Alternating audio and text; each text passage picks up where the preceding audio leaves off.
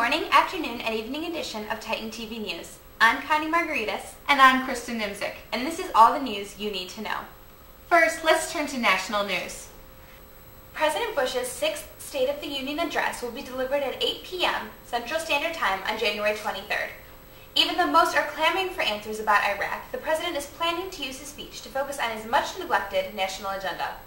Among other things, the address will propose a plan to cut gasoline consumption by 20% in the next 10 years, making health insurance a taxable income, as well as giving families a reduction on health insurance costs, and will push for Congress to renew the No Child Left Behind education law. Missing, though, is any significant talk about Iraq, as the president already proposed his new plan of a troop increase in a few weeks ago. This plan has not gone over well with the public, however.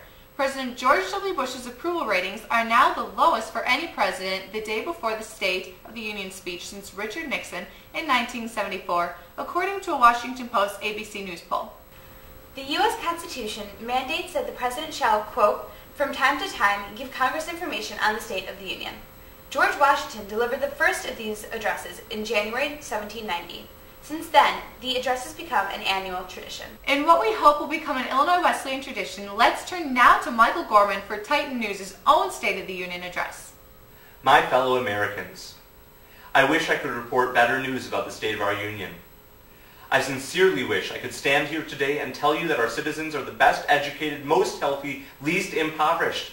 And I fervently long to report that our international agenda is one of coherency and accord, that we are respected by our allies and enemies alike, and that we are devoted to peace throughout the world, not just national interests. But I don't want to mislead you. I don't want to use pretty words to cover up ugly truths, the truths that we all recognize but do not act on. We hold these truths to be self-evident. On July 4, 1776, our nation's founders once used these words in a document outlining a tyrant's missteps, the rights he had taken from his people, and declaring independence from him. Grievances listed ranged from preventing the settlement of new immigrants to cutting off trade, and the conclusion was that when a long train of abuses and usurpations, pursuing invariably the same object, evinces a design to reduce them under absolute despotism, it is their right, it is their duty to throw off such government. Yet today we do not see a similar document, even though our president has committed some of the same crimes listed in the Declaration of Independence. He has refused his assent to laws, ignoring the orders of the Supreme Court on more than one occasion. He has been depriving us in many cases of the benefit of trial by jury, by creating military tribunals for anyone he deems to be an enemy combatant, with a complete lack of oversight or input from the other two branches of government. He has been taking away our charters, abolishing our most valuable laws, and altering fundamentally the forms of our governments, eliminating habeas corpus, ignoring the Geneva Conventions, and redefining laws through an unprecedented amount of signing statements.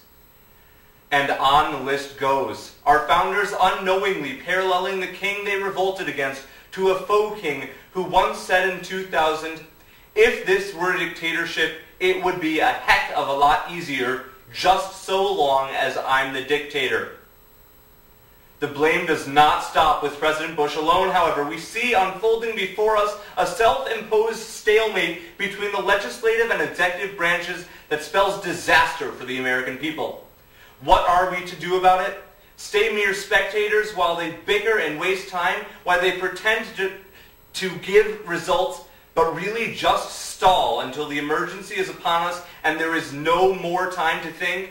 My fellow Americans, the emergency already is upon us. The state of our union is one of perpetual crisis. In 2003, the National Assessment of Adult Literacy found that 14% of American adults scored at below basic level in prose literacy.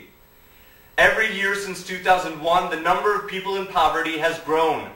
In 2005, 37 million, or 12.7% of the population, lived in poverty. That is the highest percent in the developed world.